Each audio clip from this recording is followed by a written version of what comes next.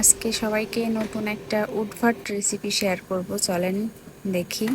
যখনই একটু free time পাই তখনই বসে চিন্তা করি কি নতুন কিছু করা যায়, নতুন কোনো রেসিপি, নতুন কোনো কাজ। আর এই যে চিন্তা ভাবনা করতে করতে মাথার ভিতরে এটাই আসলো যে দেখি কয়েক রকম সবজি দিয়ে কিভাবে কি করা যায়। রেসিপির কথা পরে বলি, আগে আমার এই যে মহা উপকারী একটা সবজি কাটারের কথা বলি। এটার কথা না বললেই নয়, এত ভালো কাজের এটা যে বলে শেষ করতে পারবো না। আমি তেমু থেকে অর্ডার করছিলাম, অনেক কাজের আর কি, অনেক উপকার, অনেক সময় বাঁচায় এটা আমার। যাই হোক, সবজির ভিতরে নিলাম গাজর, জুকিনি, আলু আর বেগুন।